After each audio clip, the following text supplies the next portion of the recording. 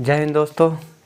तो चलिए फिजिक्स का फर्स्ट चैप्टर 11th का जो है मैकेनिक्स से उसे हम स्टार्ट करते हैं। इससे पहले मैंने वेक्टर समाप्त कर दिया है, आप वेक्टर ज़रूर देख लीजिएगा तभी ये समझ में आएगा। ठीक है, तो आइए मैकेनिक्स को स्टार्ट किया जाए। देखिए, मैकेनिक्स में जो हम पढ़ते हैं वो पार्टिकल या ऑब्जेक्ट के मोशन से रिलेटेड चीज़ पढ़ते हैं, मोशन के बारे में पढ़ते हैं, मोशन का कॉज पढ़ते हैं और मोशन का इफ़ेक्ट पढ़ते हैं। ठीक है, अगर कोई ऑब्जेक्ट में मोशन हो रहा है तो क्यों हो रहा है, मोशन का कारण क्या है, उसका इफ़ेक्ट क्या है, ये सारी चीज़ें हम पढ़ेंगे। ठीक है, तो आइए मैकेनिक्स स्टार्ट किया जाए। और बहुत ही इंटरेस्टिंग चैप्टर है ये और बहुत ही मज़ेदार चैप्टर है, क्योंकि इसमें फार्मूला बहुत ही कम है और कॉन्सेप्ट बहुत अच्छा इसमें है। कॉन्सेप्ट ही मेन है इसका। अगर कॉन्सेप्ट सही है तो आप मैकेनिक्स बहुत अच्छे से सारा न्यूमेरिकल बनेगा। ठीक है, तो मैकेनिक्स में आपको कंसेप्चुअल होना है। क्वेश्चन वैराइटीज़ ऑफ क्वेश्चन होंगे, लेकिन थ्योरी बहुत कम होंगे और आपको उतना ही थ्योरी से क्वेश्चन को बनाना है। तो यहाँ पे आपको आइडिया सोचना है, समझ गए ना। थ्योरी बहुत कम होते हैं, अगर आपका बेसिक स्ट्रॉन्ग है मैकेनिक्स का तो क्वेश्चन बन जाएगा। ठीक है, तो चलिए मैकेनिक्स का डिवीज़न देखते हैं, कितने भागों में हम इसका अध्ययन करेंगे, स्टडी करेंगे। और ये बहुत लंबा चैप्टर है और 11th का लगभग 60% मान के चलिए कि मैकेनिक्स ही है। ठीक है, तो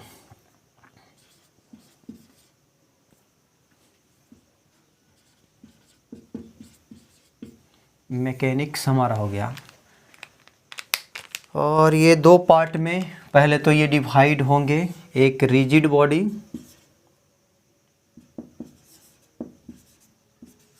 रिजिड बॉडी के लिए मैकेनिक्स देखेंगे और दूसरा फ्लूइड के लिए।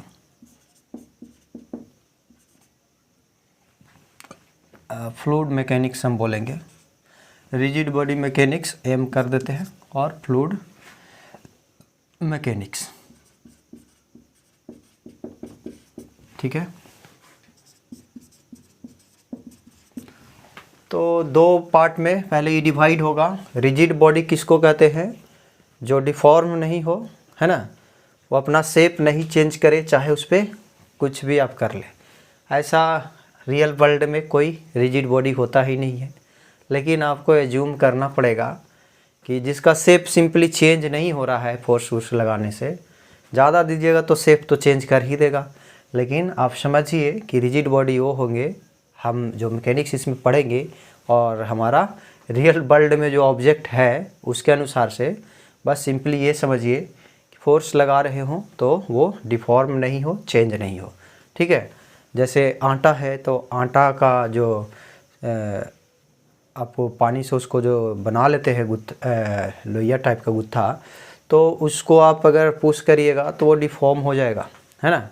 और जेली है, जेली को भी अगर प्रेस करते हैं, जेली टाइप का कुछ रहे तो वो भी डिफॉर्म हो सकता है ना।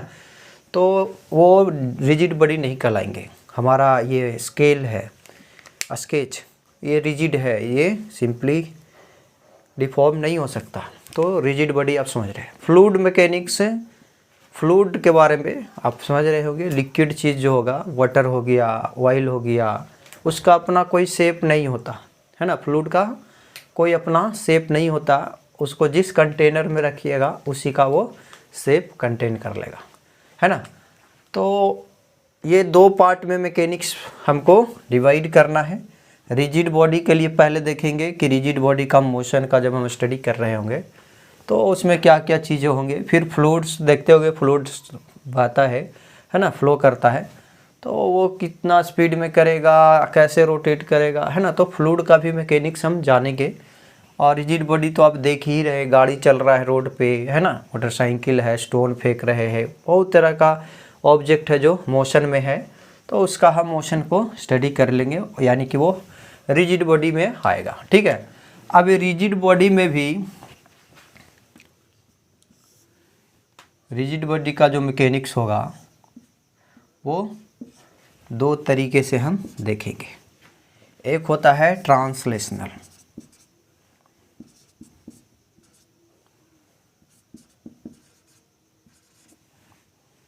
और दूसरा होता है रोटेशनल।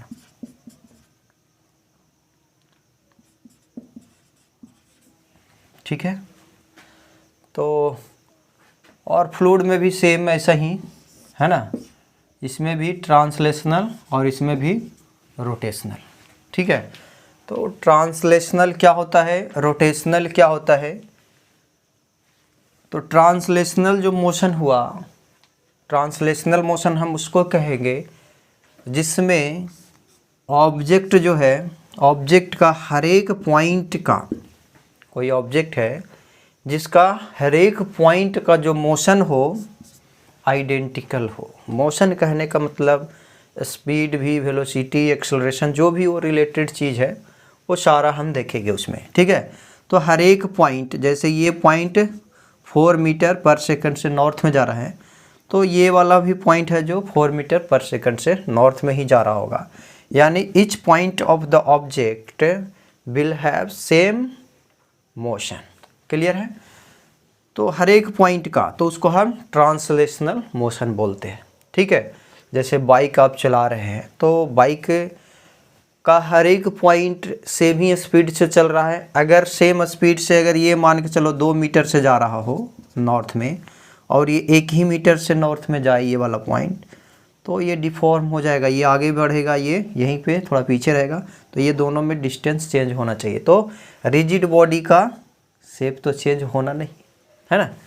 तो ये आप समझिए कि ट्रांसलेशनल मोशन में क्या होता है कि आपका हर एक पॉइंट सेम तरह का मोशन करेगा। क्लियर है, तो ट्रांसलेशनल मोशन को हम लीनियर मोशन भी कहते हैं।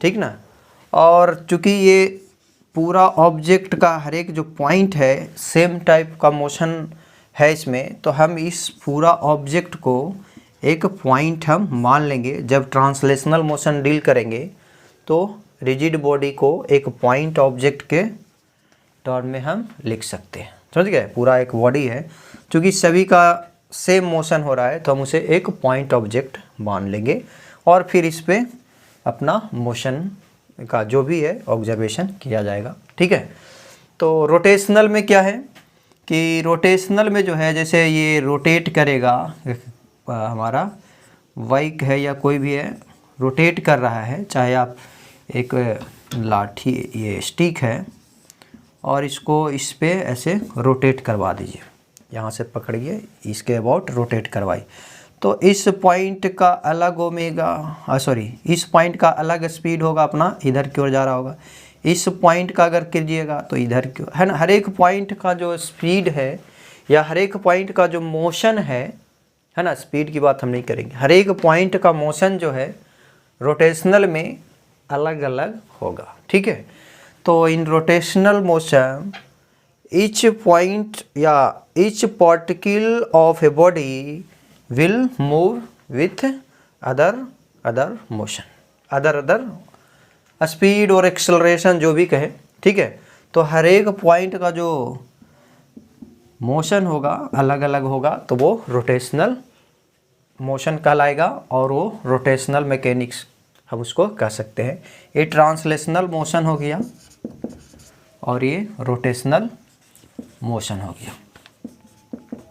ठीक है, तो आप समझ गए होंगे। ट्रांसलेशनल मोशन में कहेंगे कि बॉडी का हर एक पॉइंट जो है सेम मोशन से ट्रेवल करेगा और इसको लीनियर मोशन भी कहते हैं। और चूँकि ये सभी पॉइंट एक ही मोशन कर रहा है तो हम उसको एज ए होल एक पॉइंट ऑब्जेक्ट बना लेंगे। रोटेशनल में ईच पॉइंट ऑफ ऑब्जेक्ट जो है हमारा अलग अलग मोशन करेगा, तो अलग अलग ये रोटेशनल में होगा, इसको हम रोटेशनल मोशन कहेंगे। क्लियर है, तो पहले ट्रांसलेशनल देखेंगे फिर रोटेशनल समझेंगे। ठीक है, तो ट्रांसलेशनल में हमारा 3 पार्ट ट्रांसलेशनल जब हम पढ़ेंगे तो 3 पार्ट में डिस्कस करेंगे ट्रांसलेशनल को। एक हो गया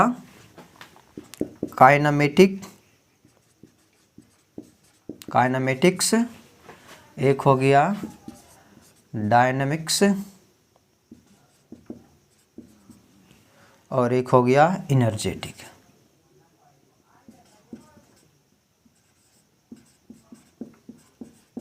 ठीक है, सेम इसमें भी रोटेशन में भी तीनों, kinematics rotation, dynamic rotation, kinematics, dynamic, energetic rotation. जैसे इसमें हुआ kinematic translation motion, dynamics of translational motion, energetic of translational motion, उसी प्रकार से kinematics of rotational motion, dynamics of rotational motion, energetic of rotational motion. Clear है?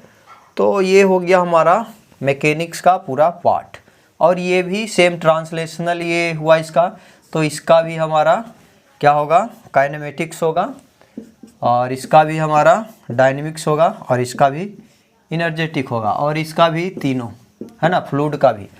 तो fluid भी हम बाद में देखेंगे, लास्ट में फ्लूइड का देखेंगे, फ्लूइड का मैकेनिक्स जो भी है उसका देखेंगे। पहले रिजिड बॉडी का देखेंगे, रिजिड बॉडी में ट्रांसलेशनल मोशन पहले डिस्कस करेंगे, ट्रांसलेशनल में पहले काइनेमेटिक्स देखेंगे।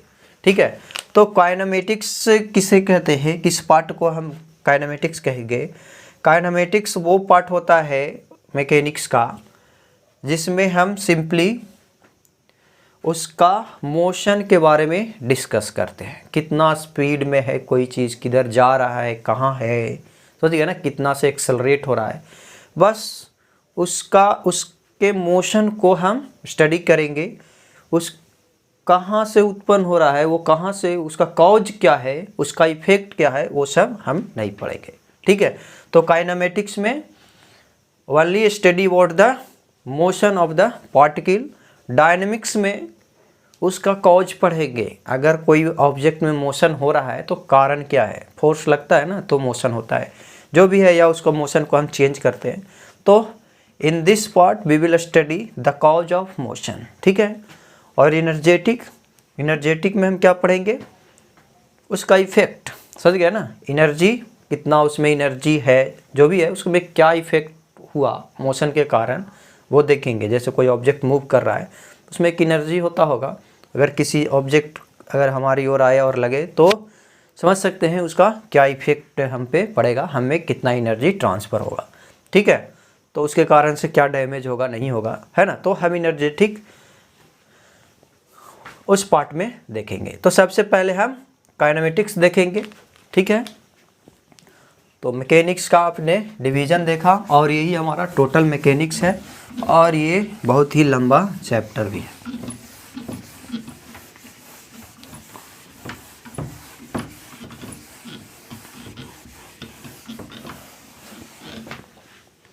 तो फर्स्ट जो है काइनेमेटिक्स देखना है, काइनेमेटिक्स ऑफ ट्रांसलेशनल मोशन।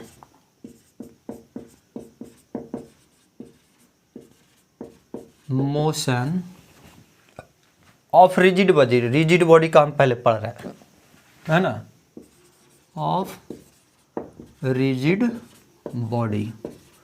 ठीक है, तो फर्स्ट जो हमारा है काइनेमेटिक्स देख रहे हैं, किसका, ट्रांसलेशनल मोशन का। किसके लिए, तो रिजिड बॉडी के लिए, फ्लूइड के लिए नहीं देख रहे, है ना। तो ये पार्ट हमको देखना है। तो आप काइनेमेटिक्स का अगर कहें डिफिनीशन, तो आप पहले ही बता चुके हैं कि इसमें बॉडी का हम क्या देखते हैं, अगर रिजिड बॉडी है तो रिजिड बॉडी का सिर्फ मोशन के बारे में स्टडी करेंगे। ठीक है, और चूंकि ट्रांसलेशनल मोशन का है तो हम कहेंगे कि इसमें बॉडी का हर एक पॉइंट जो है सेम स्पीड से चल रहा होगा। क्लियर है, तो काइनेमेटिक्स में हम देखेंगे। उससे पहले हम फ्रेम ऑफ रेफरेंस के बारे में थोड़ा सा समझेंगे। Frame of reference, frame of reference, FR, है ना, फ्रेम ऑफ रेफरेंस। देखिए, अगर हम मैकेनिक्स पढ़ रहे हैं तो फ्रेम ऑफ रेफरेंस के बिना नहीं पढ़ सकते, खास करके काइनेमेटिक्स के बारे में जब डील कर रहे हैं तो बिना फ्रेम ऑफ रेफरेंस के नहीं समझ सकते। तो फ्रेम ऑफ रेफरेंस क्या है? एक ऐसा पॉइंट है, एक ऐसा जगह है जहाँ से हम किसी पार्टिकल के मोशन को ऑब्जर्व करते हैं, ठीक है। और वहाँ पे हम एक ऑब्जर्वर रख लेंगे। रेफरेंस फ्रेम में एक ऑब्जर्वर, एक पॉइंट होगा, उसमें हम एक्सिस जनरली लेते हैं, है ना। कोऑर्डिनेट सिस्टम का यूज करते हैं, आइदर कार्टेशियन कोऑर्डिनेट का यूज करें या पोलर कोऑर्डिनेट का। तो फ्रेम ऑफ रेफरेंस में एक हमारा एक्सिस होंगे कार्टेशियन कोऑर्डिनेट का या पोलर कोऑर्डिनेट का। अब कैसा मोशन है, अगर 3 डायमेंशनल है तो 3 एक्सिस होंगे, एक्स वाई जेड, ठीक है। और 2 डायमेंशन है तो 2 ही एक्सिस कोई लेंगे, ठीक है। तो फ्रेम ऑफ रेफरेंस में क्या क्या चीज़ें होंगे? एक तो हमारा एक्सिस होंगे, कह सकते हैं कार्टेशियन कोऑर्डिनेट या पोलर कोऑर्डिनेट, जो भी लीजिए, हालांकि ज़्यादातर कार्टेशियन हम यूज करते हैं, पोलर भी हो सकता है ना। वो तो ये सेम ही फ्रेम तो यही से ही रहेगा, एक्सिस ही रहेगा, बस कोऑर्डिनेट होगा कार्टेशियन तो पॉइंट होंगे तीनों अपना अपना, और पोलर होगा तो डिस्टेंस और एंगल दिया हो रहेगा एक्सिस से, ठीक है। तो मैथ में आप जानते होंगे। तो फ्रेम ऑफ रेफरेंस में एक हो गया एक्सिस, दूसरा हमारा ऑब्जर्वर होगा जो कि ओरिजिन पे बैठा होगा, ठीक है। एक्सिस के मिड पॉइंट को ओरिजिन हम बोलते हैं, है ना। तो ये हमारा ऑब्जर्वर होगा। ऑब्जर्वर के बाद एक वॉच होगा, समझ गए ना, एक घड़ी होगा, इसके पास एक क्या होगा, वॉच होना चाहिए, क्योंकि ऑब्जर्व कर रहा है इसका मोशन को, तो घड़ी देखेगा कितना स्पीड में जा रहा है, कब कितना स्पीड में था, कि कहाँ पे है, किस टाइम में कहाँ पे है, वो इसको देखेगा, है ना। तो ये सारे चीज़ें को ऑब्जर्व करेगा ये। तो ये फ्रेम के बिना हम ऑब्जर्वेशन नहीं कर सकते हैं, क्योंकि फ्रेम डिपेंडेंट होता है किसी भी ऑब्जेक्ट का मोशन। अब आप इस फ्रेम से ले रहे हैं तो पोजीशन इसका अलग है, कोई यहाँ से फ्रेम बना ले, है ना, तो यहाँ से पोजीशन इसका अलग है। तो मोशन डिपेंड करेगा फ्रेम ऑफ रेफरेंस से। तो आपको डिसाइड करना पड़ता है पहले फ्रेम ऑफ रेफरेंस कहाँ, आप उसको कहाँ से उस चीज़ को ऑब्जर्व कर रहे हैं। ये फ्रेम ऑफ रेफरेंस रेस्ट में है या फ्रेम ऑफ रेफरेंस हम मोशन में लिए हैं। जैसे आप कोई बाइक को देख रहे हैं रोड पर बैठ के, तो वो 10 के स्पीड से आपसे क्रॉस किया, वही चीज़ कोई दूसरा बाइक पर बैठ के उसको मोशन का या आप साइकिल पे बैठ के उस मोशन का स्टडी कर रहे हैं, तो बाइक मान के चलो कि 20 किलोमीटर से जा रहा है, तो ग्राउंड ऑब्जर्वर को लगेगा कि 20 किलोमीटर से गया। वो साइकिल खुद ही 10 किलोमीटर से जा रहा है, और वो बाइक को ऑब्जर्व करेगा तो उसको लगेगा कि वो 10 ही से जा रहा है ना। तो एकदम फ्रेम डिपेंडेंट होता है इसका मोशन का, जब भी हम स्टडी करेंगे, है ना। तो फ्रेम कैसा किस तरीके का रह सकता है वो भी देखेंगे, टाइप ऑफ फ्रेम, है ना। फिलहाल हम फ्रेम से हम क्या करते हैं, फ्रेम ऑफ रेफरेंस हम क्या करते हैं, किसी भी पार्टिकल के मोशन को ऑब्जर्व करते हैं, ठीक है। और वो हम फ्रेम खुद से डिसाइड करेंगे या क्वेश्चन में अगर कहीं दिया हुआ रहेगा तो उसके अनुसार से उसको बनाएंगे, ठीक है। और फ्रेम में हमारा एक ऑब्जर्वर होगा जो ऑब्जर्व करेगा, उसके पास एक वॉच होगा, एक कोऑर्डिनेट सिस्टम होगा, एक्सिस होगा, क्लियर है। तो फ्रेम का टाइप अगर हम देखें कितना टाइप का फ्रेम होता है, तो जनरली 2 टाइप का फ्रेम हमको होता है। एक होता है inertial frame, inertial frame, frame of reference, और एक होता है नॉन इनर्शियल।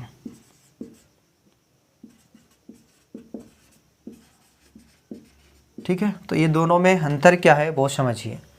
इनर्शियल फ्रेम उसको कहेंगे जो फ्रेम आइदर रेस्ट हो, रुका हुआ हो, हम उस पॉइंट को फ्रेम बना लें, वहाँ से हम ऑब्जर्व करें पार्टिकल को जो रेस्ट में हो, ये क्या हो, रेस्ट में है, या कांस्टेंट वेलोसिटी से मोशन में है। समझ गए ना, कांस्टेंट वेलोसिटी हम कह रहे हैं, समझ गए ना, पढ़ेगी वेलोसिटी जब हम और वहाँ पे डिस्कस करें। आइदर रेस्ट में हो और मूव विथ कांस्टेंट वेलोसिटी, तो उसको हम इनर्शियल फ्रेम कहेंगे। समझ गए? जैसे रोड पर हम बैठ गए और ये बाइक का हम मोशन देख रहे हैं, तो रोड हमारा क्या हो गया, हमारा इनर्शियल फ्रेम हो गया। चूँकि अर्थ खुद ही एक रोटेटिंग फ्रेम है, तो हम तो नॉन इनर्शियल में ही जनरली रह रहे हैं। लेकिन सपोज करिए कि अर्थ हमारा रोटेट नहीं कर रहा है, हम मोशन को डिस्कस कर रहे हैं। समझ गए ना? अब स्पेस और वो जाइएगा ऊपर सोचिएगा तो फिर हमारा अर्थ ही इनर्शियल फ्रेम नहीं हो जाएगा। तो वो अगर हम स्पेस लेवल पर डिस्कस करेंगे तो हम अर्थ को नॉन इनर्शियल फ्रेम मानते हैं। लेकिन फ़िलहाल हम इस मैकेनिक्स में जो पढ़ रहे हैं उसको हम मान लेते हैं कि अर्थ हमारा जस्ट रुका हुआ है। ठीक है? तो अब हम रोड पे बैठे हुए हैं, तो रोड पर बैठे हुए हैं यानी हम रेस्ट में हैं, तो रेस्ट फ्रेम है और वो इस चलते वो इनर्शियल कराएगा। चाहे हम साइकिल पे बैठे हुए हैं और साइकिल जो है कांस्टेंट स्पीड से 20 मीटर पर सेकंड से जा रहा है, तो ये भी फ्रेम जो है इनर्शियल ही कहलाएगा। समझ गए बात को? हाँ, अलग बात है रेस्ट फ्रेम से इसका मोशन अलग होगा, है ना, पोजीशन अलग होगा, वेलोसिटी अलग हो सकता है, इससे इसका पोजीशन और वेलोसिटी अलग हो सकता है, उससे कोई मतलब नहीं है। इनर्शियल फ्रेम हम किसको कहेंगे? Either frame will be in rest और मूव विथ कांस्टेंट वेलोसिटी। समझ गया ना? यानी इसका डायरेक्शन भी फ्रेम का चेंज ना हो, एक डायरेक्शन में जा रहा है तो एक डायरेक्शन में सिंपली मोशन में है। ठीक है? तो हमारा इनर्शियल फ्रेम कहलाएगा। न्यूटन्स लॉ पढ़िएगा आगे, तो इसको इनर्शियल को एक और डिफिनीशन दिया जाता है कि इनर्शियल फ्रेम उसे कहेंगे जिसमें न्यूटन्स लॉ वैलिड हो। समझ गए ना? या न्यूटन लॉ फॉलो करे इसमें। ठीक है? तो अगर न्यूटन लॉ अगर वैलिड हो इनर्शियल फ्रेम में, है ना, न्यूटन्स लॉ इनर्शियल फ्रेम के लिए वैलिड होता है। ठीक है? F बराबर m, ऐसे कुछ पढ़िएगा आगे जा करके, rate of change of momentum, है ना, सेकंड लॉ, फर्स्ट लॉ, है ना, कोई भी ऑब्जेक्ट है जो रेस्ट में है तो रेस्ट में रहना चाहता है, ऐसा कुछ। तो आगे देखें कि न्यूटन्स का जितना भी मोशन का जो 3 नियम दिया गया है, वो तीनों नियम इनर्शियल फ्रेम के लिए वैलिड होता है। ठीक है? अगर आप इनर्शियल फ्रेम में वर्क कर रहे हैं तो वो तीनों नियम उसमें हम लगा सकते हैं, अप्लाई कर सकते हैं। ठीक है? तो हम इस तरीके से भी डिफाइन कर सकते हैं, those frame in which Newton's law of motion is valid is known as inertial frame. ठीक है? जिसमें न्यूटन्स लॉ वैलिड होंगे, या we can apply Newton's law in inertial frame, या हम कह सकते हैं if we can apply Newton's law in frame then that frame will be known as inertial frame. Clear है? अगर नॉन इनर्शियल की बात करें तो एक्सेलरेटेड फ्रेम जो है, एक्सेलरेटेड कहने का मतलब ये हुआ कि ये जो फ्रेम है, रेफरेंस फ्रेम है, वो उसका मोशन यानी वेलोसिटी चेंज होते रहेगा, कभी 2 मीटर, कभी 3 मीटर, कभी 4 मीटर। समझ गए ना? या तो डायरेक्शन चेंज हो जाए। समझ गए? तो हम कह सकते हैं कि इसमें कांस्टेंट वेलोसिटी नहीं होता है ना? हम कह सकते हैं वेरिएबल वेलोसिटी है, वेरिएबल वेलोसिटी है, या हम कह सकते हैं एक्सेलरेटेड मोशन है। ठीक है? आइदर हम एक्सेलरेटेड और वेरिएबल एक्सेलरेटेड मोशन है। एक्सेलरेशन में एक्सेलरेटेड मोशन का ही मतलब ये हुआ कि इसका वेलोसिटी है जो वेरी करेगा इस फ्रेम का। ठीक है? और दूसरा इसका और डिफिनीशन हम दे सकते हैं कि जिसमें न्यूटन्स लॉ को हम अप्लाई नहीं कर सकते हैं, वो नॉन इनर्शियल फ्रेम कहलाता है। जैसे आप कोई बाइक ले ले और उसका स्पीड हमेशा चेंज करते रहे, है ना, रेगुलर, तो वो हमारा नॉन इनर्शियल फ्रेम हो जाएगा। चाहे कोई रोटेटिंग कॉइल है और उस पर आप बैठ गए हैं, है ना, ये रोटेट कर रहा है, ये डिस्क है, और यहाँ पे आप बैठ गए हैं और यहाँ से चीज़ें को ऑब्जर्व करें, तो आप एक्सेलरेटेड मोशन में, समझ गए ना, तो आप जो होंगे वो क्या होंगे? नॉन इनर्शियल फ्रेम होंगे। तो फ्रेम ऑफ रेफरेंस 2 तरीके के होंगे, इनर्शियल और नॉन इनर्शियल, आप समझ सकते हैं। Without frame we can not discuss the kinematics of translational motion, और we can not discuss the mechanics of rigid body और फ्लूइड मैकेनिक्स। समझ गए? तो we need frame of reference to discuss all type of motion of object. Clear है? तो पहले हमने frame of reference देख लिया। अब काइनेमेटिक्स का कुछ पैरामीटर्स हैं। काइनेमेटिक्स हम पढ़ते हैं तो ये सारे पैरामीटर्स के बारे में ही जानते हैं। समझ गए? तो पैरामीटर्स ऑफ काइनेमेटिक्स।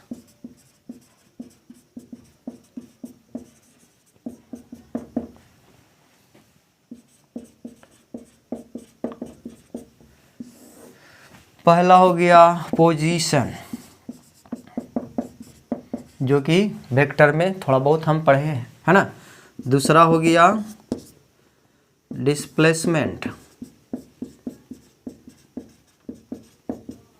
तीसरा हो गया स्पीड। स्पीड या वेलोसिटी, जो भी पहले लिख लीजिए, वेलोसिटी ही लिख लेते हैं, या डिस्टेंस पहले कह लेते हैं। फिर हो गया वेलोसिटी, फिर हो गया स्पीड, और लास्ट हमारा 6 नंबर जो है एक्सेलरेशन।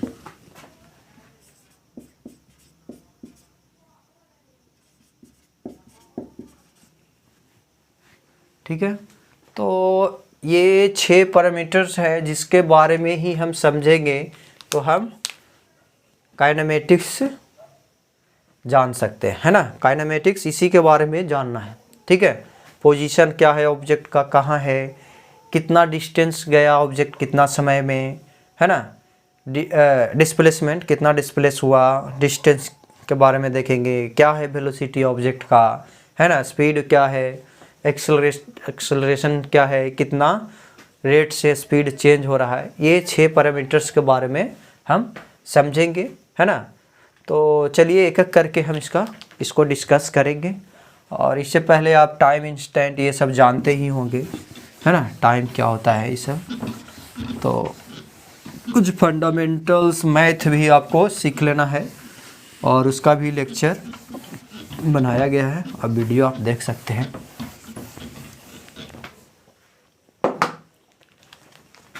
तो पहला है पोजीशन, हम वेक्टर में पढ़े हैं।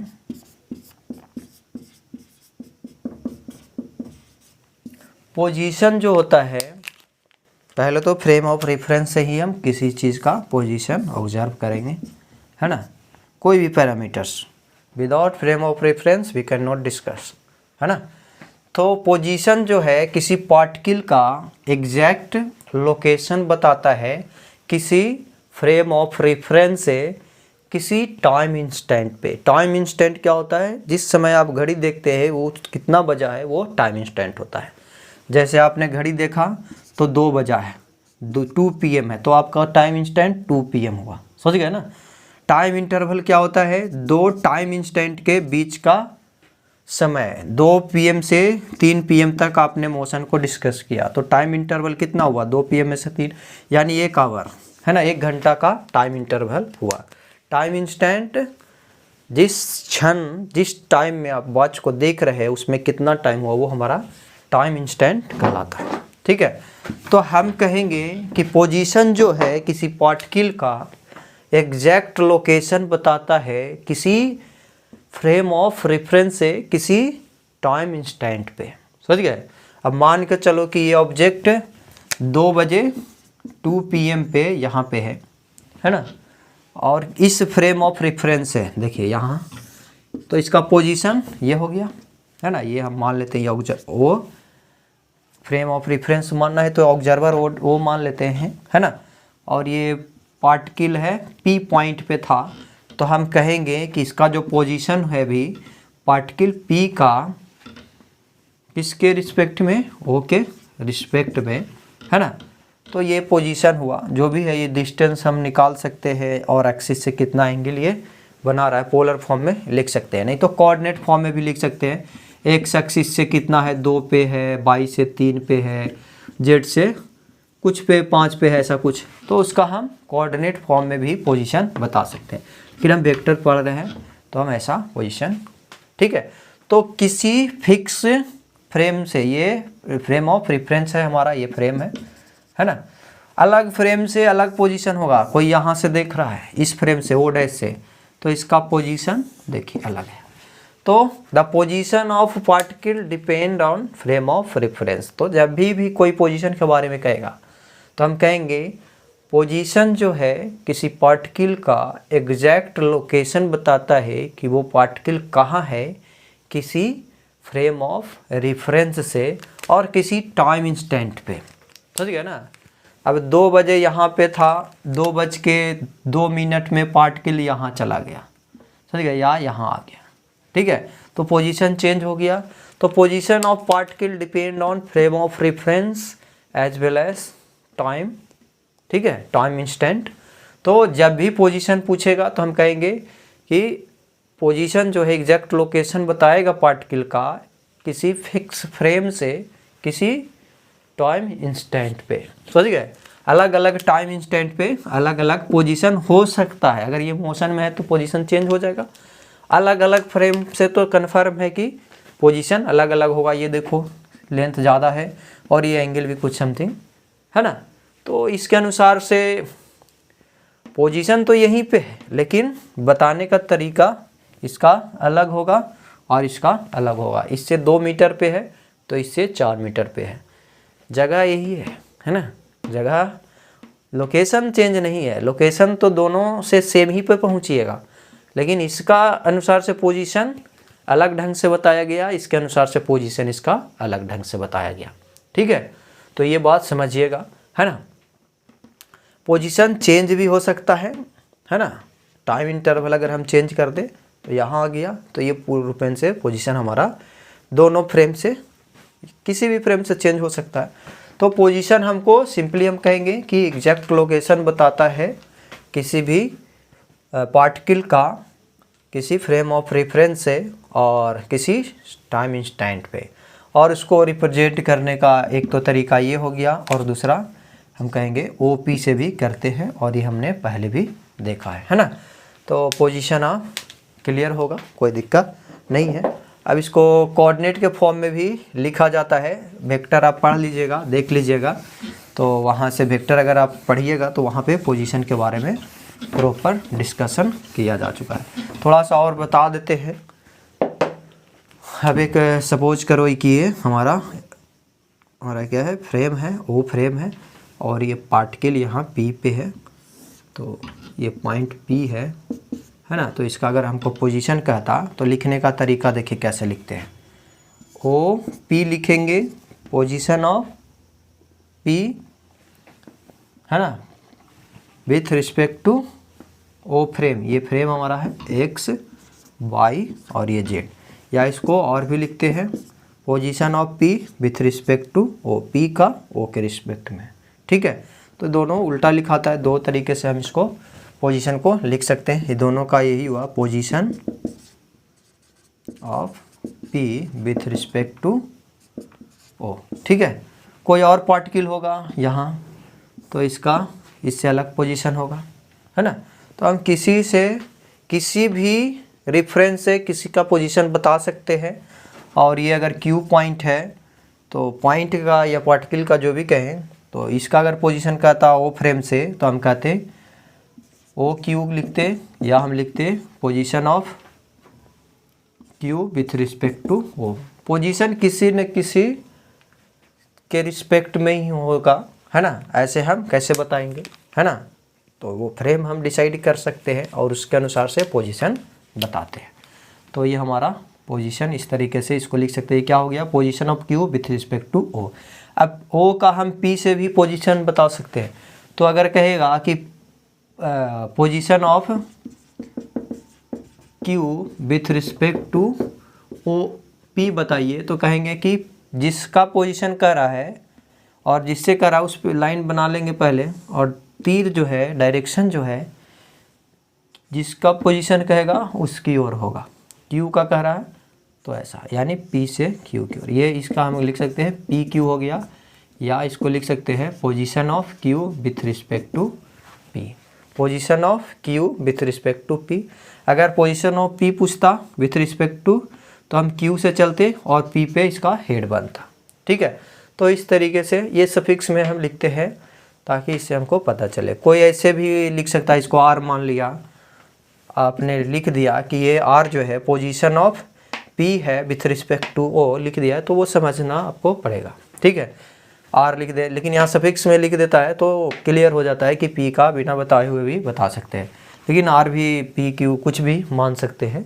तो आप ये समझिएगा, ये वेक्टोरियली हमारा पोजीशन बताया गया है, और ये आपको इसका वैल्यू भी देगा, तो वैल्यू एंगल देगा तीनों से, और इसका मैग्नीट्यूड भी देगा, है ना। किसी पॉइंट का अगर पोजीशन दे रहा है किसी फ्रेम से, जैसे आर दे रहा है और ये मान के चलो 5 मीटर है, और एंगल अल्फ़ा बीटा गामा तीनों से बना रहा है, तो कहेंगे अल्फ़ा मान के चलो 60 डिग्री है, तो 60 degree from X axis, 60 degree from Y axis and 45 degree from Z axis, ऐसा कुछ दे सकता है। तो तीनों वैल्यू अगर ऐसा कुछ रहेगा तो पोजीशन को, है ना, और ये पोजीशन क्या है, पी का है ओ के रिस्पेक्ट में, तो ये आप बना सकते हैं, है ना।